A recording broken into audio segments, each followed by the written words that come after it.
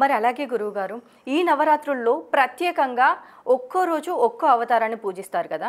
మరి ఏ రోజు ఏ అవతారంలో అమ్మవారిని పూజించడం ద్వారా మనకి మంచి జరుగుతుంది అనేసి అంటారు?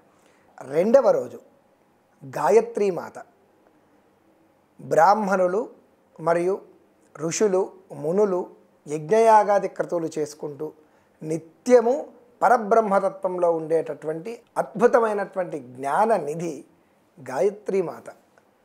నగాయత్ర్యా పరం మంత్రం నమాతుః పరదేవత అని శాస్త్రవచనం. అంటే ఎన్ని మంత్రములున్నా ఆ అన్ని మంత్రముల కన్నా అత్యధిక శక్తివంతమైనది, అన్ని మంత్రముల యొక్క సారము గాయత్రీ మంత్రమే.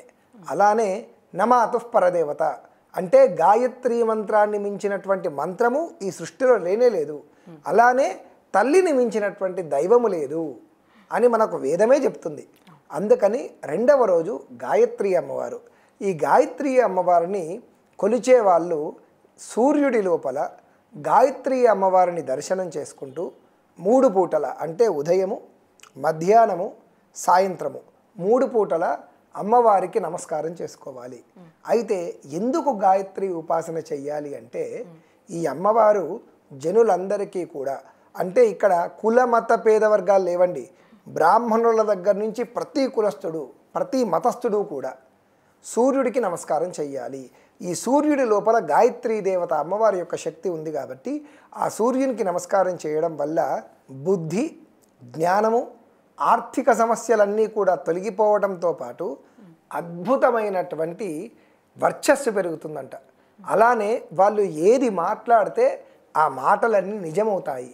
వాళ్ళ జీవితంలో ఎలాంటి ప్రతికూల పరిస్థితులైనా కానీ వాళ్ళకు అనుకూలంగా మారుతుంది.